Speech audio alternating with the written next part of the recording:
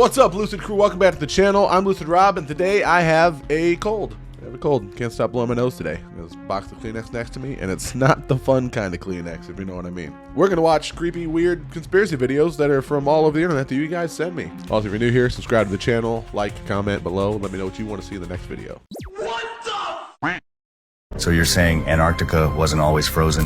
There's a massive hole in Antarctica. You can see it on Google Earth and about 30 meters wide. But here's the weird part. Around that hole, there are bases, research stations. And each base, it's named after a different country. Every major nation has a presence there. They're all studying whatever's in that hole. But that's not even the craziest part.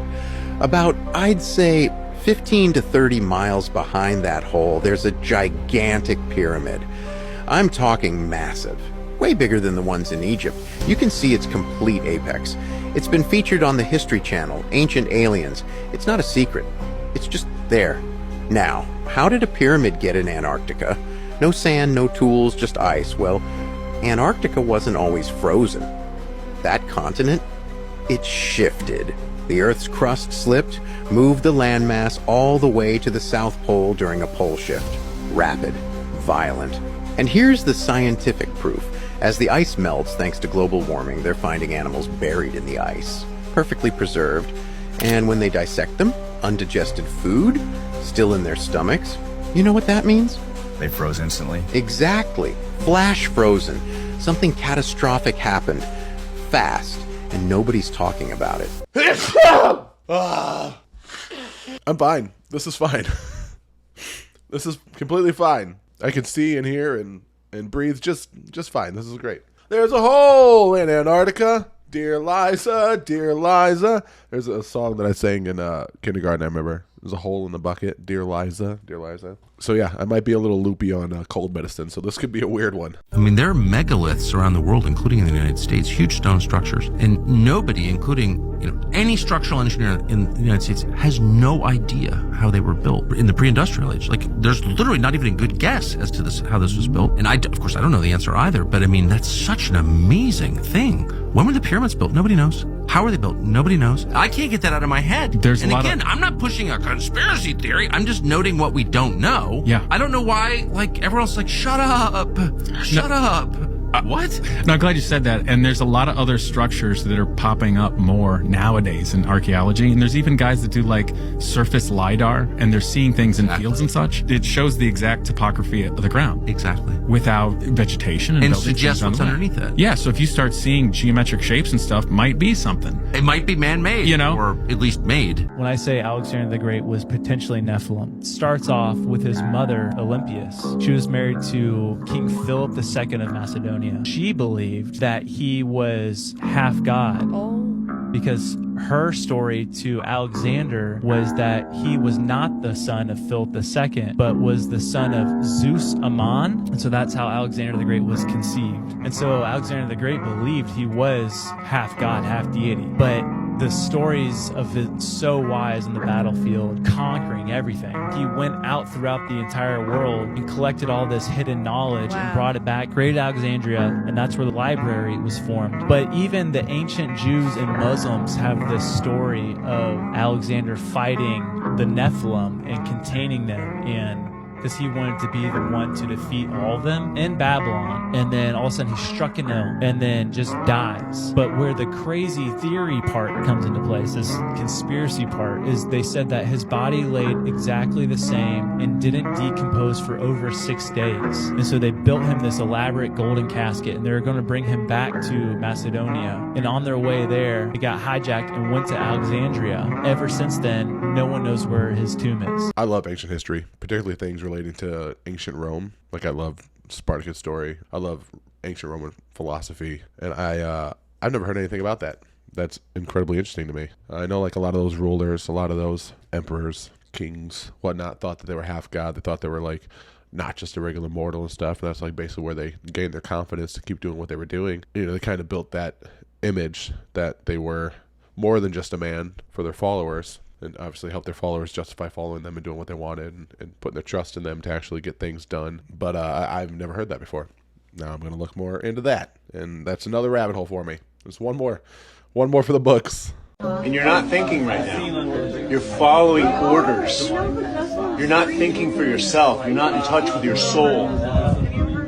Because if you were, you would take that off and you would breathe freely, which is the #1 form of nutrition. And if you don't have proper oxygen, you can't have cognitive function. And if you can't think right, you're easily pushed around and controlled and manipulated.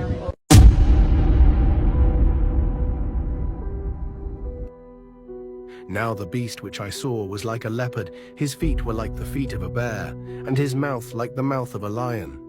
The dragon gave him his power, his throne, and great authority. Revelations 13:2.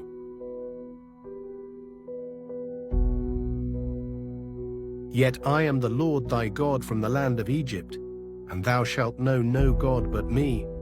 For there is no Saviour beside me, so I will be to them like a lion. Like a leopard by the road I will lurk. I will meet them like a bear deprived of her cubs.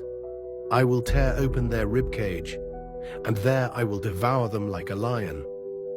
The wild beast shall tear them.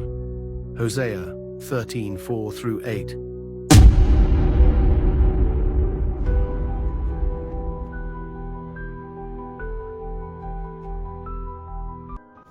I'm at the Denver airport with a new art installation in the center of the airport. We start off here with the world. At the South Pole there is a gate, and then around the world is sand. At the North Pole there's this pole that leads up to this arrow. The arrow points down to what it looks like perhaps a firmament, to a train station. I should also mention the world is depicted as flat over there. From the train station, from the arrow, we come down here. Perhaps a way to get in and out of the world as we know it. Again, surrounded by rocks and sand. Maybe this is where the lizard people live.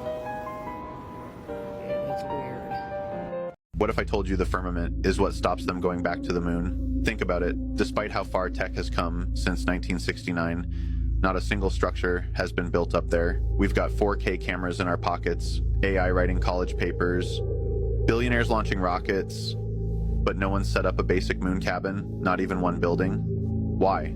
Because if they did build anything, any family with a telescope could spot it. You'd have backyard dads zooming in saying, "Hey, there's nothing up there." You see, they never went. That's why every few years they move the goalposts. First it was, we're going back to the moon. Then it became, we're skipping the moon, going straight to Mars.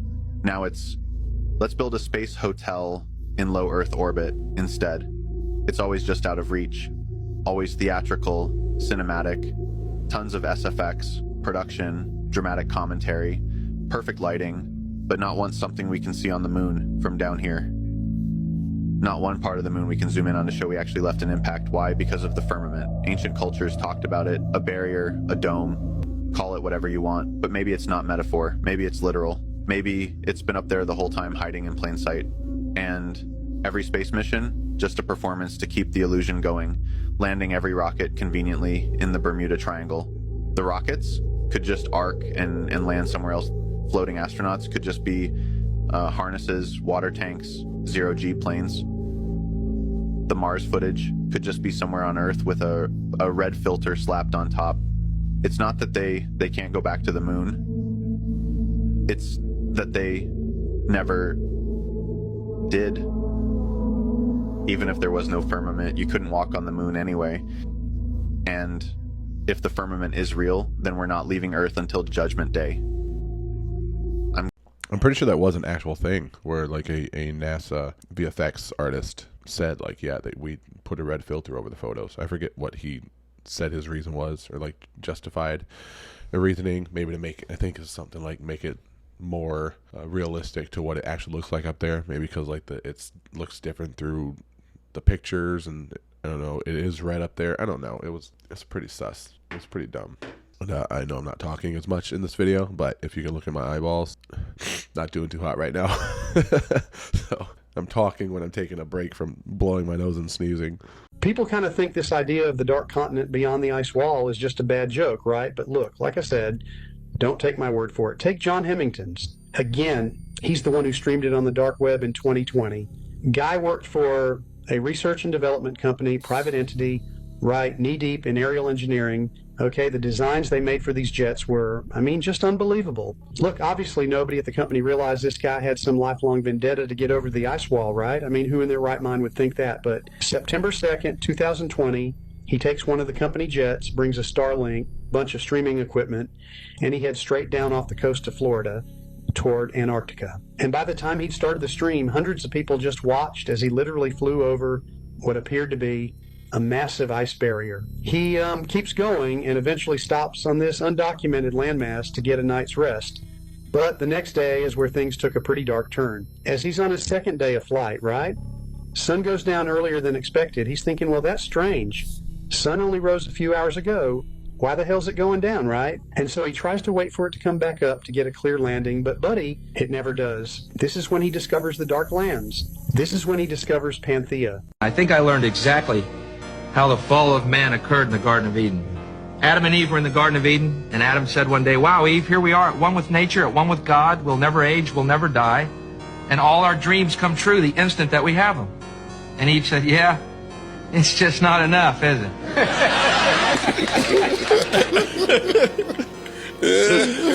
No, that's not funny. I was just waiting for more. So that was kind of his point. Listen, you've been lied to your whole life. Earth isn't what you think it is. It's not a globe floating in space, and it's not just a flat plane either. The truth is much bigger, much stranger. Earth is just a crater, a single, isolated crater on an incomprehensibly massive planet. What we call Earth, the continents, the oceans, everything we know, exists within the walls of this enormous impact site. And beyond those walls, there are more craters, more Earths, more places like ours, cut off from each other, separated by vast, untraveled, and possibly untraversable distances. Think about it. That's why we're told we can't explore Antarctica freely.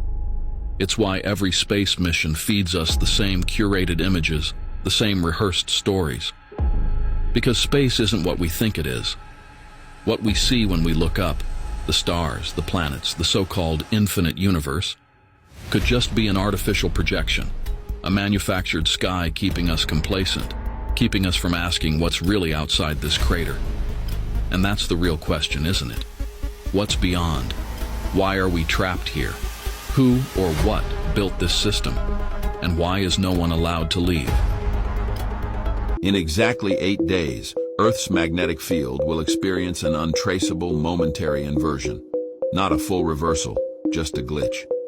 For precisely 0.83 seconds, all compasses will spin wildly, birds will veer off course, and certain electronic devices will display cryptic, nonsensical messages most won't notice.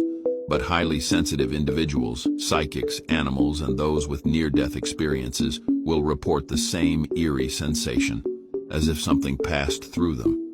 A presence, not quite human, not quite machine. Scientists will dismiss it as an anomaly, a blip in the data, but deep space observatories will detect a brief, impossible signal. Not from space, but from the opposite side of reality itself. In the following days, patterns will emerge. People will begin speaking languages they've never learned. Childhood memories will shift in subtle but undeniable ways, and a handful of individuals will claim to have returned from somewhere else, though they can't remember where. Only that something there was watching and waiting.